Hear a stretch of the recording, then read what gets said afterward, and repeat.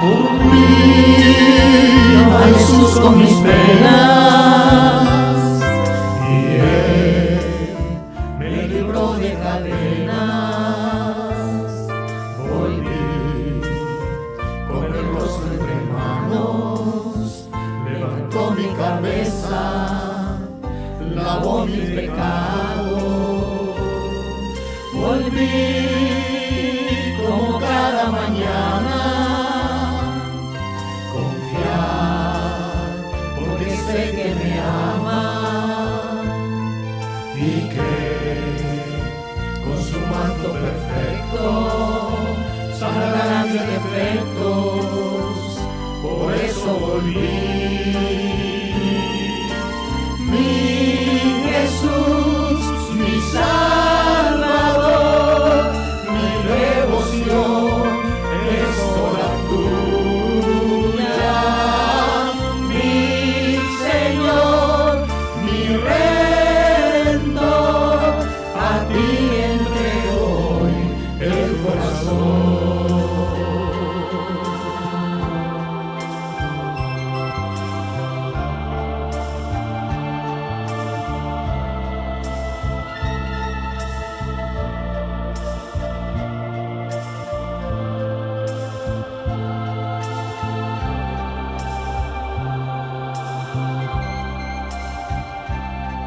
Volví a Jesús con mi llanto y Él me secó con su manto.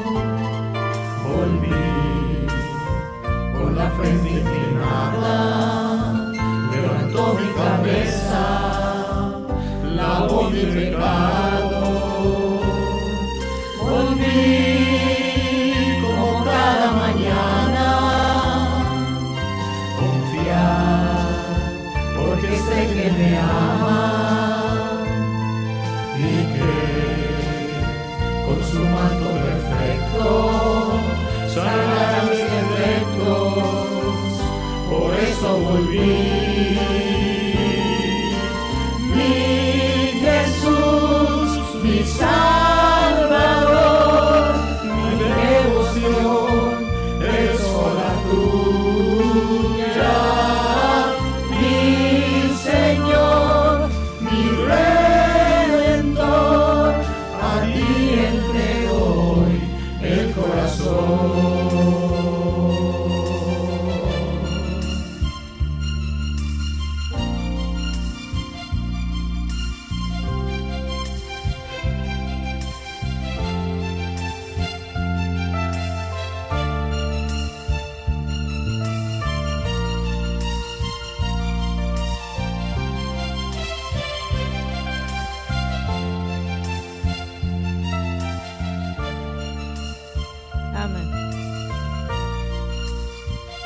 Sin duda, solamente volviendo a Jesús podemos estar en el lugar que nos corresponde. Vamos a orar antes de meditar en la palabra de nuestro Dios en esta hora. Eterno y amante Padre, gracias te damos por tu palabra. Gracias por la oportunidad que hoy tenemos, Señor, de abrir nuestros corazones, nuestras mentes a la influencia de tu Espíritu Santo. Queremos suplicar en esta hora que seas tú a través de tu palabra que nos puedas hablar, para que podamos estar atentos al mensaje que traes para nosotros en esta noche. Danos disposición de corazón para que podamos responder favorablemente a la invitación que traes para cada uno de nosotros. Te pedimos por el perdón de nuestros pecados, que la obra de tu Espíritu sea completa en nuestro ser y que tú puedas perfeccionar nuestro carácter para que delante de ti, Señor, podamos estar para honrar y glorificar tu nombre. Gracias porque aunque no tenemos nada que ofrecerte, Cristo ofreció su sangre para darnos el perdón de nuestros pecados, la salvación y la vida eterna. Y ahora nosotros solamente podemos ofrecer un corazón contrito y humillado para que podamos recibir ese perdón y esa salvación solamente por la fe en Cristo Jesús. Bendícenos en esta hora al meditar en tu palabra, porque te lo pedimos en el nombre de Jesús. Amén. Amén. Muy bien, pueden tomar asiento. Y nuevamente queremos agradecer al equipo técnico de nuestros jóvenes y todo el equipo, tanto los que están acá como quienes se encargan en otros lugares para que sea posible que esta transmisión pueda llegar por medio de Conexión Juvenil TV. Así que queremos invitarles nuevamente para que puedan también compartir el enlace, para que muchos más puedan tener la oportunidad de escuchar la palabra de nuestro Dios, para que puedan estar en sintonía con nosotros. Así que a través de las redes sociales, a través de la internet, tenemos esta oportunidad, gran oportunidad de escuchar la palabra de nuestro Dios y compartir también su mensaje. En esta hora, el tema que hoy traemos se titula Con Jesús puedes comenzar de nuevo. ¿Cuántos creemos que con Jesús podemos comenzar de nuevo? En la Biblia se le conoce como el nuevo nacimiento. Hay dos versículos con los que quiero comenzar, que los encontramos en el Evangelio según San Lucas, en el capítulo 7. Por ahí tenemos dos pasajes que de alguna manera plantean el panorama que se vivió cuando Jesús estuvo en esta tierra, cuando Él pudo desarrollar su ministerio público, cuando dio a conocer el amor del Padre, cuando Él como palabra encarnada vino a este mundo para presentar ese amor de Dios que sobrepasa todo conocimiento, ese amor de Dios que es incalculable, que es infinito, pero que podemos experimentarlo si por la fe permitimos que su gracia, que su misericordia nos cubra. Pero la Biblia presenta acá, en el capítulo 7 del Evangelio de San Lucas, la respuesta que las personas dieron a Jesús cuando Él estuvo en esta tierra. Y plantea ahí los dos panoramas, porque si hay algo que nunca debemos olvidar, es que finalmente todas las personas que habitan en esta tierra solamente se podrán catalogar en dos grupos: los que por la fe en Cristo Jesús le aceptan como Señor y Salvador y que tendrán por la gracia de Dios un lugar en el reino de los cielos donde el Señor quiere que todo el mundo esté, como ya lo hemos leído en su palabra, que Jehová es bueno, como dice la palabra, y Él quiere que todos sean salvos y vengan al conocimiento de la verdad. Eso fue lo que le escribió el apóstol Pablo a Timoteo, en la primera carta a Timoteo capítulo 2, y el verso 3 y 4. Ahí le dice: porque esto es bueno y agradable delante de Dios nuestro Salvador, el cual quiere que toda la humanidad sea salva y venga al conocimiento de la verdad. Ese es el deseo de Dios. Así que está un grupo que por la gracia de Cristo Jesús, y esperamos que todos nosotros estemos aquí, ¿verdad? En ese momento especial para recibir la recompensa de la vida eterna, los que serán salvos por la gracia de Cristo, pero también la Biblia nos habla de un grupo que lamentablemente no dará este paso de fe. Lamentablemente no irán por este camino que lleva a la vida eterna por la razón que haya sido. Normalmente no es porque no crean en Jesús, sino porque hay muchas circunstancias en la vida que les pesan un poco más. Hay cosas que aparentemente son más prioritarias en su vida, son más importantes en sus vidas, pero la Biblia nos dice que debemos poner a Dios en primer lugar, ¿verdad? La palabra de Dios nos enseña, nos muestra de muchas maneras que cuando ponemos a Dios en primer lugar, todo lo demás estará en su verdadero sitio, todo lo demás estará en su verdadero lugar. Así que la Biblia, en el capítulo 7, y vamos a leer ahí el verso 29 y el verso 30, donde la palabra de Dios nos muestra cuál fue la respuesta de la gente de aquella época. Y es tan paradójico lo que aparece acá, que los que eran considerados socialmente inaceptables o inadaptados eran los que tenían una recepción más espontánea al mensaje de Cristo. Los que parecían ser los más descalificados para estar en el reino de los cielos, pues según el relato bíblico eran las personas que podían responder de manera más espontánea al mensaje de salvación que Cristo traía. Y los religiosos, los que se supone que conocían mejor la palabra de Dios, los que debían estar más atentos y es más, los responsables de dar a conocer el mensaje de salvación, el mensaje de Dios al mundo, eran los que se oponían o los que sencillamente rechazaron el mensaje de Dios. Pero vamos a ver lo que dice la palabra de Dios. Vamos a dejar que sea la Biblia la que nos cuente qué es lo que sucedía acá. Muy bien, así que vamos al capítulo 7 y el verso 29. Dice el texto sagrado: el pueblo entero que lo escuchó, incluso los publicanos, justificaron ¿a quién? A Dios. ¿Qué es lo que hacían ellos? Dice que ellos ¿qué?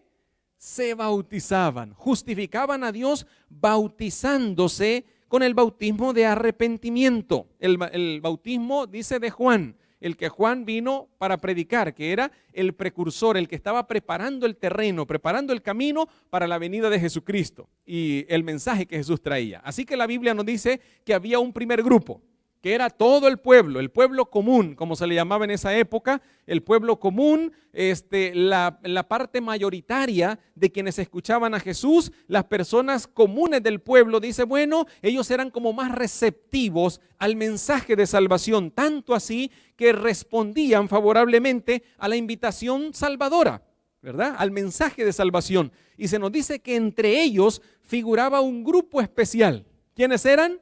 Los publicanos. Y no olvidemos que estas personas normalmente estaban etiquetadas o catalogadas como no gratas, ¿sí?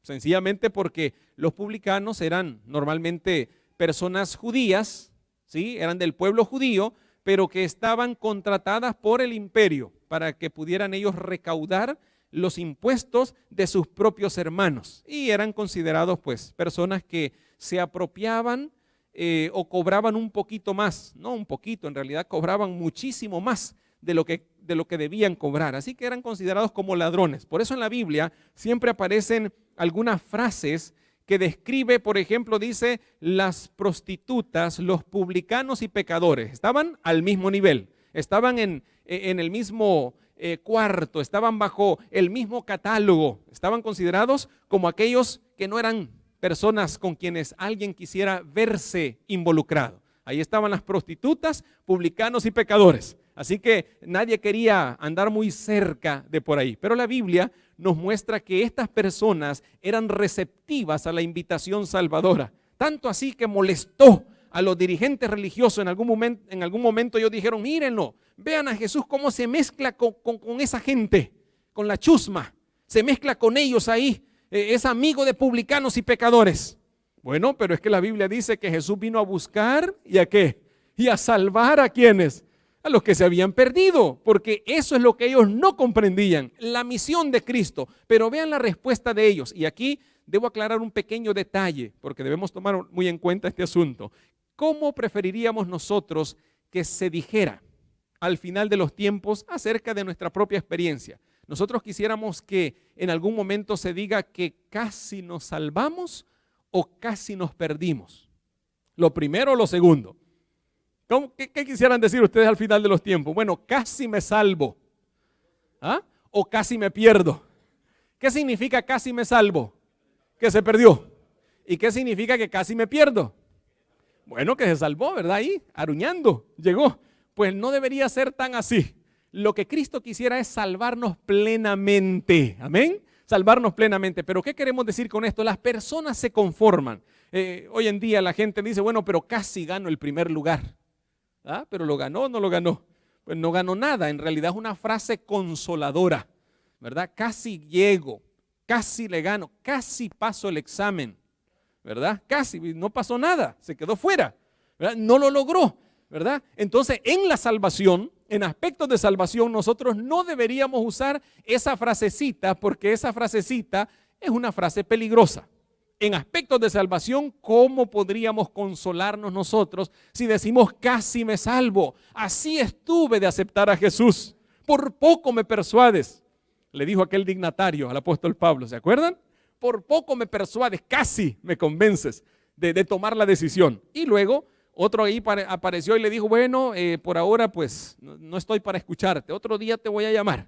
Y normalmente así ocurre. Yo no sé cuál es la experiencia en sus países, pero por lo menos en mi país, cuando hay algunos vendedores que llegan a la puerta de la casa y ofrecen ahí productos, y entonces hay una frase amable que se utiliza siempre. Dicen, bueno, en otra ocasión yo, ¿verdad? Le voy a comprar algo, en otra ocasión, por ahora que le vaya bien, ¿verdad? Es otra manera de decirle, no me interesa lo que usted está vendiendo, no le voy a comprar nada, ¿verdad? Pero como no queremos decirlo así, decimos en otra ocasión. Y claro, ojalá que nunca más venga, eso es lo que está pensando la persona, ¿verdad? O cuando van al lugar donde venden verduras, ahí cerca de la calle y todo eso, pues la gente pregunta, ¿y esto cuánto cuesta tanto? Ah, bueno, ya voy a pasar, dicen, y siguen caminando. Ya paso, en otro momento pasa, ya se va por otra calle, ya no vuelve, porque no le pareció el precio. Y en la salvación hay muchos que todavía siguen jugando con eso. Pero dice la Biblia que entre los publicanos, entre el pueblo y los publicanos, las personas justificaron, le dieron la razón a Dios, ¿verdad? De que el mensaje salvador era correcto, de que la invitación estaba bien clara y que el mensaje de salvación había sido presentado de la mejor manera. Y ellos respondían favorablemente, de tal manera que se arrepentían, dice la palabra, y eran bautizados. Pero ¿cuál fue la respuesta de los dirigentes religiosos? Versículo 30, ¿están conmigo todavía? Lucas capítulo 7 y el verso 30. Vamos a ver cómo nos dice ahí la palabra de nuestro Dios. Pero los fariseos, esto está tremendo. Pero los fariseos, ¿y quiénes dice?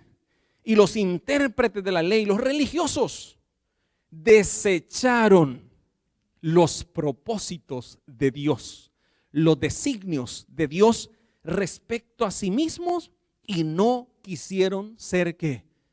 Bautizados por Juan. A ver si podemos comprender lo que nos está mostrando estos dos pasajes. El verso 29 dice que los publicanos aceptaban el mensaje y se bautizaban. Y los religiosos, dice, pues desecharon el propósito de Dios. ¿Cuál era el propósito de Dios?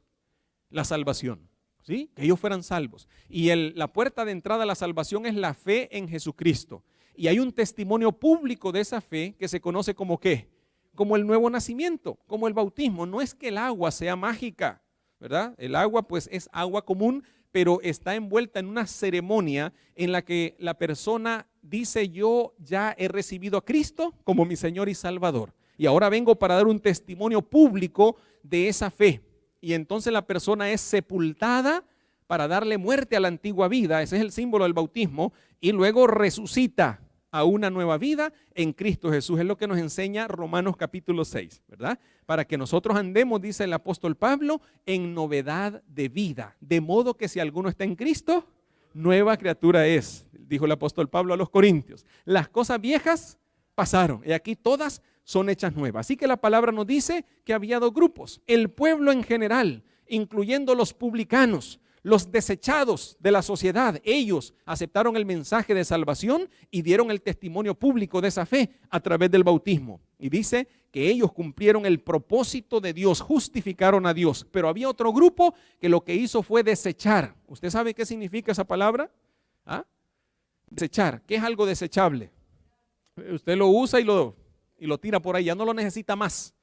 Eso fue lo que hicieron con el propósito de Dios, con el plan de Dios, cuando rechazaron el llamado al arrepentimiento y al bautismo. Eso fue lo que hicieron. Así que, hermanos y amigos, solamente hay dos caminos. Hay un camino que lleva a la vida eterna. Y primera de Juan 5:12 dice: el que tiene al Hijo tiene la vida, pero el que no tiene al Hijo de Dios no tiene la vida. Así que la palabra de Dios nos muestra en el Evangelio de San Mateo, donde tenemos el tema, y aquí vamos a desarrollar ya nuestro tema. En el capítulo 3 nosotros encontramos la experiencia de Jesús.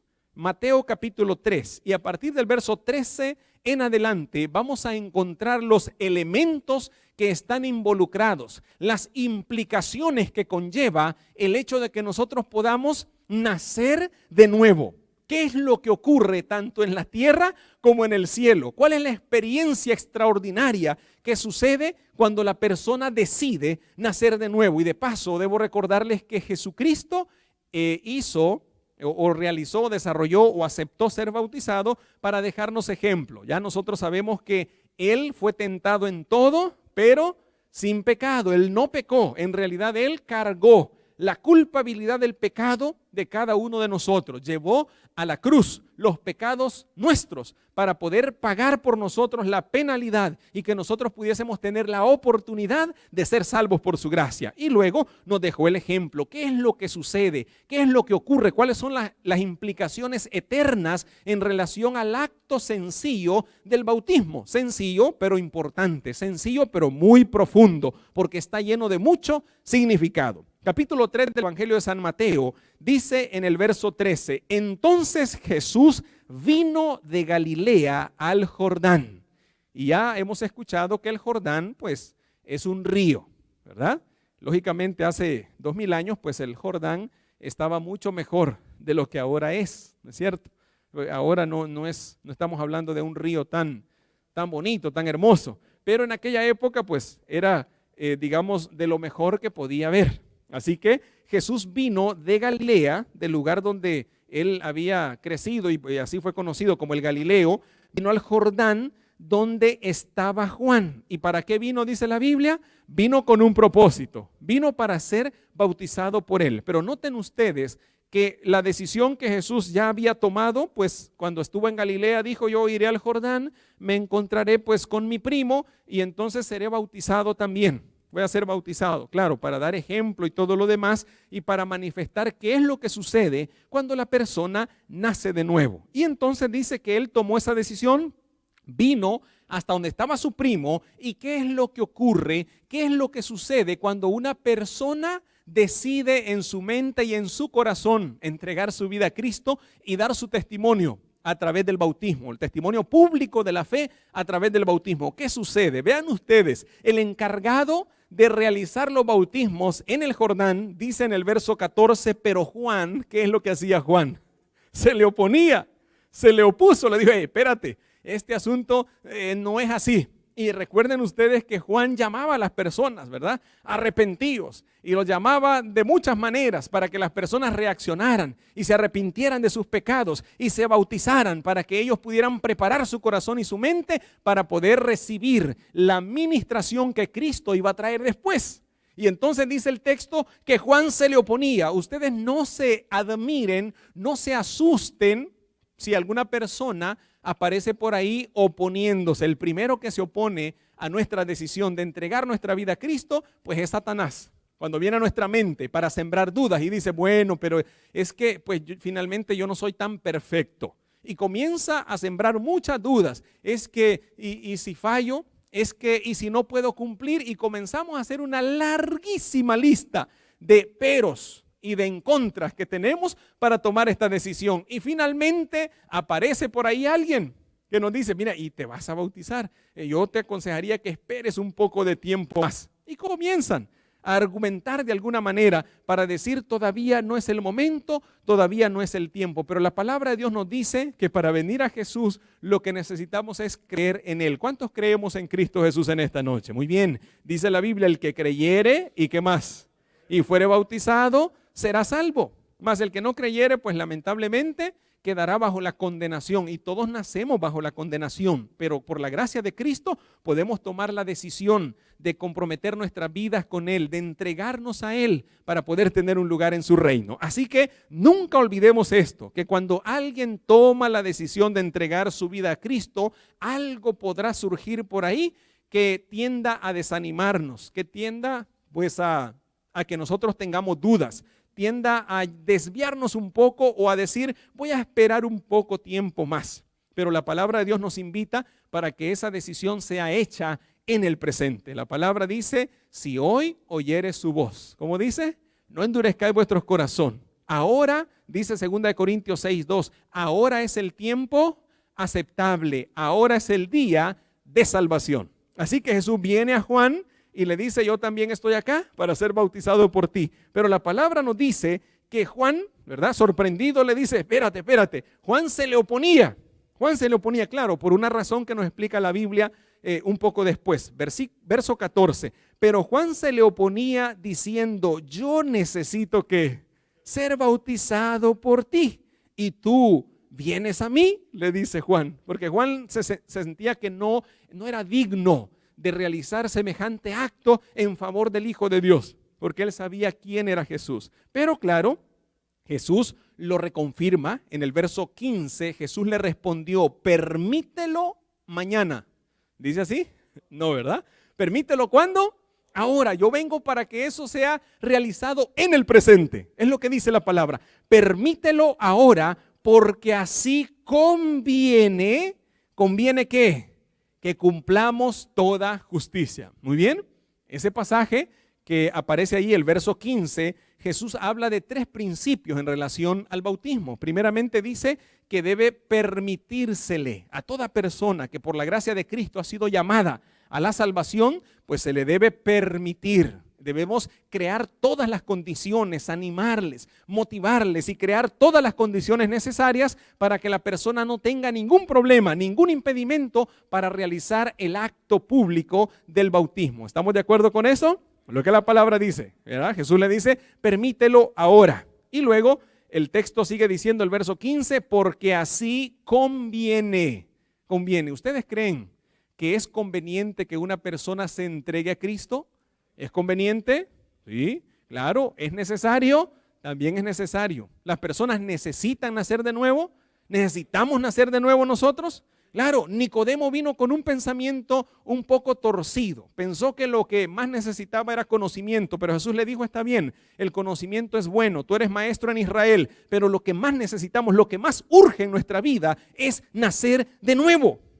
Nicodemo trató de argumentar y le dijo, no, Nicodemo, necesitas nacer del agua y del espíritu si quieres entrar en el reino de los cielos.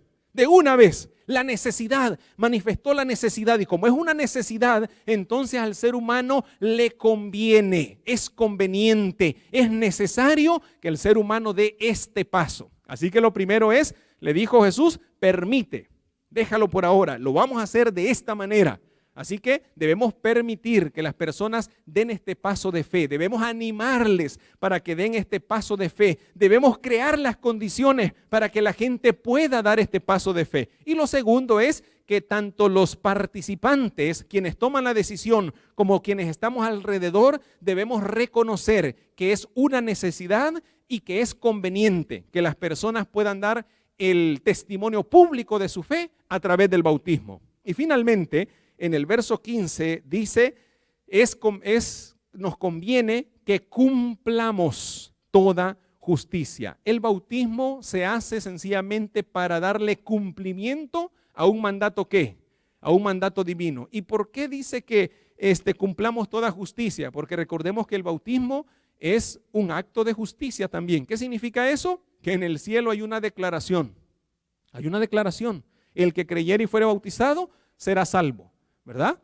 Somos declarados ¿qué? Justos, ¿sí? El culpable, el que merece la muerte, el que debería perderse, ahora dice, no, ya nació de nuevo. Su antigua vida queda en el pasado, ahora ha resucitado a una nueva vida en Cristo Jesús. Es un acto de justicia porque el viejo hombre muere. Y el apóstol Pablo usa varios términos en Romanos capítulo 6. Dice, el cuerpo de pecado, le llama en una ocasión, el viejo hombre, ¿verdad? La antigua vida, esa queda ya atrás, queda en el pasado. Y el acto del bautismo marca el antes y el después, ¿sí? Debemos comprender que el bautismo es un símbolo externo de lo que ya ocurrió internamente. Cuando la persona reconoce que es pecadora, que necesita arrepentirse, que necesita confesar sus pecados y quiere nacer de nuevo por la gracia de Dios, pues entonces viene para ser bautizada y ese es el testimonio público de lo que ya ha ocurrido en su corazón, que Cristo entró en su corazón para darle una nueva vida en su nombre. Decimos gloria a Dios por eso. Amén. Alabado sea nuestro Dios. Bueno, el verso 15 entonces dice que estamos cumpliendo un acto de justicia, porque el pecador, el culpable, es declarado justo y ahora nace de nuevo. Verso 16 agrega, bueno, el verso 15 al final dice, entonces, ¿qué fue lo que hizo Juan? Entonces se lo permitió. Ahí el encargado dijo, bueno, está bien, vamos a proceder. Verso 16, y Jesús, y aquí viene lo interesante, ¿cuáles son las implicaciones del bautismo? Y debemos tener mucho cuidado en no utilizar frases que de alguna manera pueden ser un sacrilegio que rodean el acto sagrado, el santo acto del bautismo. Porque algunas personas comienzan a cuestionar, ¿verdad? Que se hizo muy a la ligera y comienzan a poner una y mil cosas encima de, y comienzan entonces a convertir un acto sagrado, un acto que es conveniente, un acto que es pues sencillamente un acto de justicia que marca el antes y el después en la vida del ser humano que acepta a Cristo, comienzan a ponerlo como algo que no es tan deseable, que no vale la pena, que debe dejarse por allá en un segundo plano. Y no es así. Dice acá la palabra de nuestro Dios en el verso 16, ahora se nos enseñan las implicaciones eternas. Hasta el verso 15 nosotros tenemos lo que ocurre, lo que sucede externamente, lo que puede verse, lo que podemos notar. lo que sencillamente podemos percibir oscuramente, pero lo que ocurre, las implicaciones eternas aparecen a partir del verso 16. Y Jesús, dice la palabra de nuestro Dios, y Jesús después que fue bautizado, ¿cómo dice la palabra? Después que fue bautizado. La palabra bautizo ya nosotros sabemos o hemos escuchado en alguna ocasión que es sumergirse, ¿verdad? Es una inmersión. Normalmente se puede aplicar cuando usted toma una piedra, tal vez usted lo hizo en alguna ocasión en su infancia, tomó una piedra alguna vez y la lanzó ¿dónde? La lanzó allá al río, ¿verdad? ¡Puc! ¿Verdad? ¿Y qué pasa con esa piedrecita? Se bautiza, ¿verdad? Se sumerge, se hunde, llega hasta el fondo. Así que la Biblia, aunque actualmente, religiosamente hablando, hay alrededor de 14 formas aceptables de bautizar, nosotros creemos que bíblicamente hablando, solamente hay ¿cuántas? Solo hay una, ¿verdad? Hoy se usa infusión, ¿verdad? Se usa un sinnúmero de cosas, ¿verdad? Hay unos que hasta por carta lo hacen, ¿verdad? Ahora imagino que es por correo electrónico también lo hacen, por teléfono. Lo hacen con sal y aceite, lo hacen de muchas maneras. Hay 14 formas de bautizar que religiosamente hablando son aceptables o permitidas, pero la Biblia nos dice que las maneras correctas de bautizar es ¿cuántas? Solamente hay una, siguiendo el modelo de Cristo Jesús, por inmersión. Así que el texto sagrado en el verso 16 nos dice que después que Jesús fue sumergido y subió enseguida del agua, y en ese preciso momento la Biblia nos dice qué fue lo que ocurrió. ¿Qué ocurrió? Dice la palabra. En ese momento, ¿qué pasó con los cielos? Los cielos se abrieron, los cielos le fueron abiertos. ¿Y qué fue lo que ocurrió después? Y vio al Espíritu de Dios que descendía como paloma y se posaba sobre él. ¿En forma de qué venía el Espíritu Santo? En forma de paloma. Ya vamos a ver cuál es la función del Espíritu Santo en la vida del creyente, en la vida del que nace de nuevo. ¿Cuál es la obra especial que realiza el Espíritu Santo? Porque la Biblia aquí nos está diciendo que cuando la persona se bautiza necesita ser habilitada para la nueva vida que debe vivir, ¿sí? Jesús no nos deja huérfanos, no nos deja solos. No es un asunto de que me bauticé y ahora qué. No, la palabra nos dice que entonces ahí comienza una nueva etapa en la vida del creyente, una nueva etapa en la vida del cristiano. Y gloria a Dios por eso, porque la palabra nos dice claramente qué es lo que sucede. Así que la Biblia dice que cuando Jesús fue bautizado, fue sumergido y se levantó del agua, los cielos se abrieron. ¿Qué ocurre para con el Hijo de Dios cuando se entrega a Cristo? ¿Los cielos qué?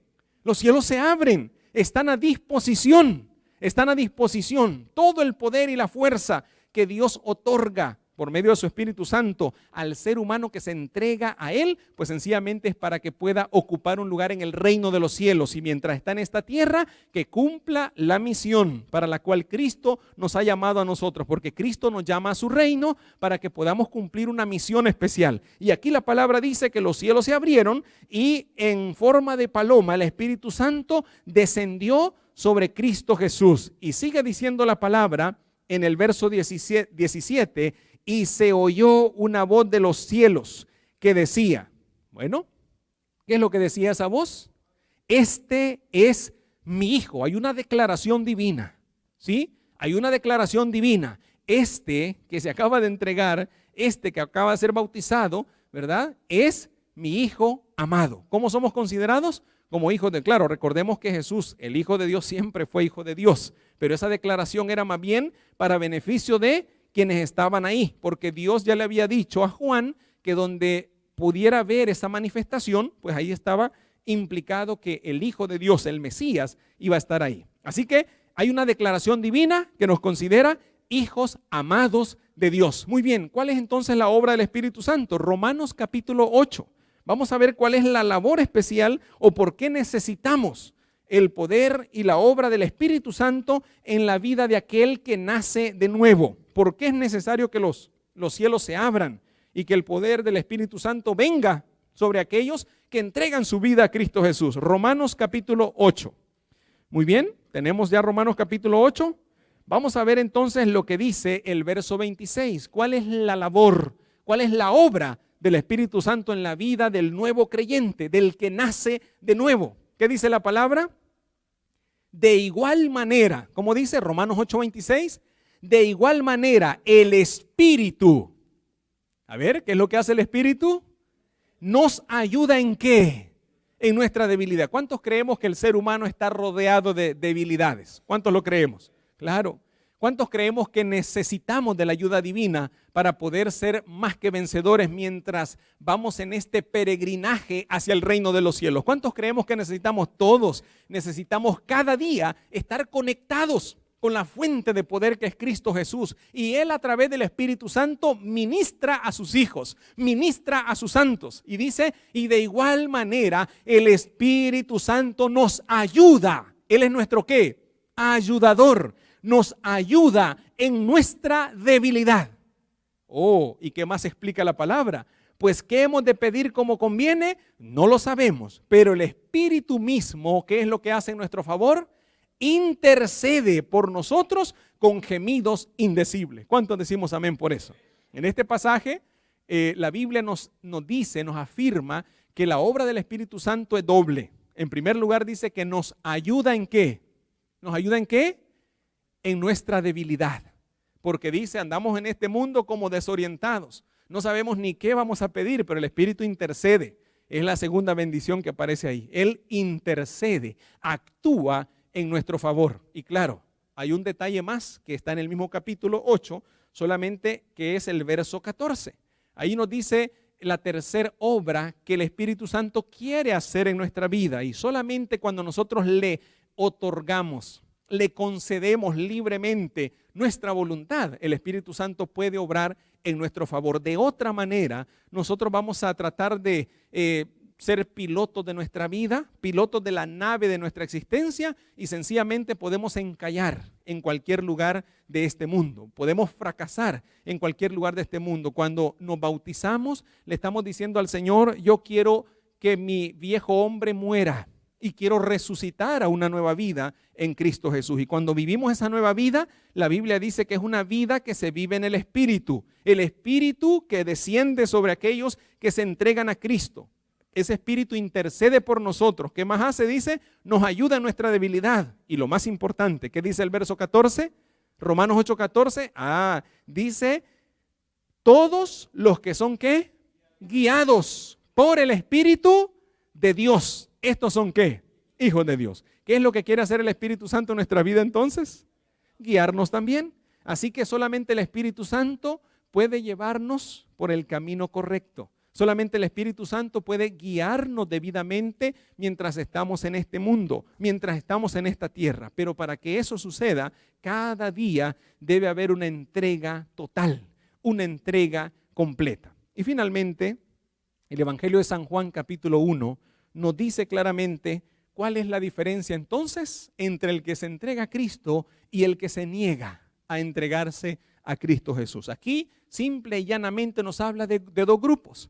Simple y llanamente nos habla de dos destinos, de dos caminos, de dos lugares, uno de dos, a donde todo ser humano que ha venido a esta tierra estará finalmente. Las recompensas que vienen o que serán otorgadas a aquellos que han venido a la existencia de este mundo, porque solamente podemos ir a uno de estos dos destinos. El capítulo 1 del Evangelio de San Juan, dice el verso 11, ¿cuál fue la respuesta de las personas en esta tierra? Este pasaje nos ayuda a comprender el primer texto que leímos, ¿verdad? Quienes escucharon el mensaje de Juan y se bautizaron, que normalmente eran las personas desechadas de la sociedad, y también aquellos que le rechazaron.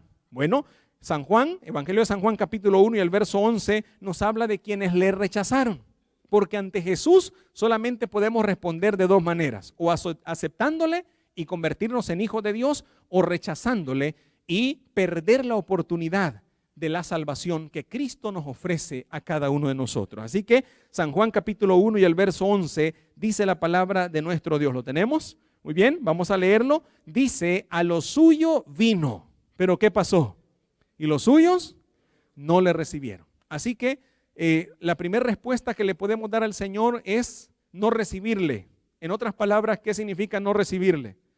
Rechazarle, no aceptarle, rechazarle. Pero el versículo 12 dice que hay un camino mejor, y alabamos a nuestro Dios por todos aquellos que por la fe ya han dado este paso de fe y seguimos orando para que el Señor pueda obrar y trabajar en la vida de aquellos que necesitan con urgencia dar este paso de fe, que es aceptar a Cristo Jesús en sus vidas y dar el testimonio público de su fe a través del bautismo. Así que el versículo 12 nos dice: mas a todos, ¿a cuántos?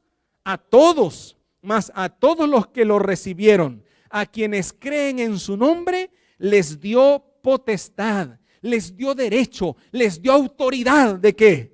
De ser llamados hijos de Dios. Ahí está. Solamente hay dos caminos.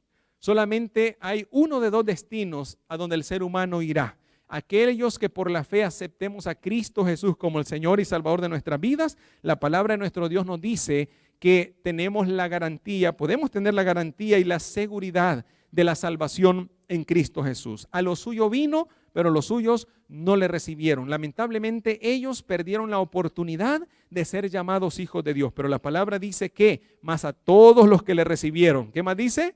A los que creen en su nombre, les dio potestad, les dio derecho, les dio autoridad de ser llamados hijos de Dios. Así que solamente hay dos caminos: el camino de la aceptación de Cristo y la entrega total, nacer de nuevo, o el camino del rechazo. Aun cuando entendemos el mensaje de salvación, pues lamentablemente hay muchos, como en aquella época, que rechazaron. Pero damos gloria a nuestro Dios, porque quienes estamos acá tenemos en primer lugar la intención de conocer de Jesús. En segundo lugar tenemos el deseo de conocer a Jesucristo por experiencia personal. Y en tercer lugar, damos gracias a nuestro Dios porque hay algunos que por la gracia de Cristo Jesús ya tomaron la decisión de entregar su vida y su corazón a Cristo Jesús. Y en esta tarde, en esta noche ya, queremos invitar de manera particular, en primer lugar, a aquellos que ya decidieron entregar su vida a Cristo Jesús. Y me refiero en esta noche porque vamos a orar, ya que mañana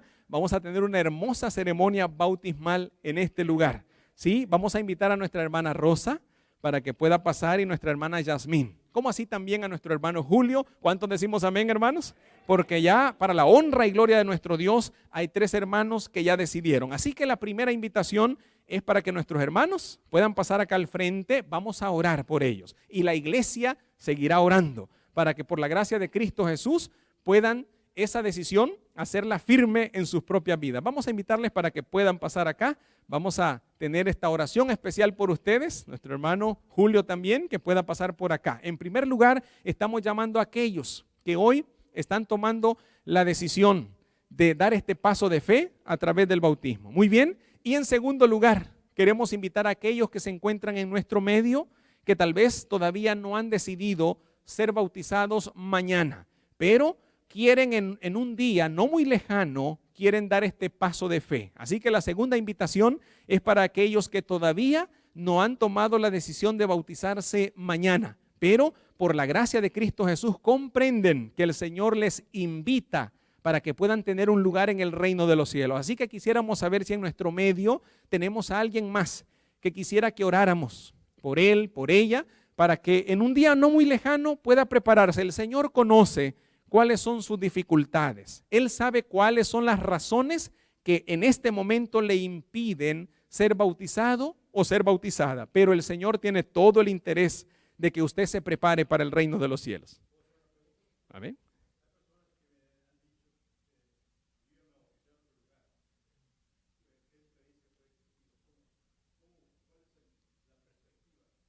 Bueno, hay un principio eterno, ¿verdad? Hay un principio eterno y ese principio tiene que ver con que es cuestión de conciencia. Las personas que tal vez han sido miembros en algún lugar, pero que de alguna manera no han perseverado, ¿verdad? Han abandonado su fe y tal vez fueron al mundo, vivieron una vida diferente a la que aprendió pues, dentro de la iglesia o de la fe que profesó, entonces necesita renovar su pacto, ¿verdad? Necesita renovar su pacto. Ahora, si ha permanecido firme, si ha permanecido fiel y fue bautizada pues de la manera que la Biblia enseña, pues nosotros también practicamos la profesión de fe. Así que eso está en manos de la persona la experiencia propia que ha vivido. Así que nosotros recomendamos que aquellos que todavía no han dado este paso de fe puedan hacerlo. Y aquellos que fueron miembros de en alguna confesión religiosa, pero que no han permanecido fieles, no han perseverado, pues necesitan renovar su pacto, ¿verdad? Necesitan comenzar de nuevo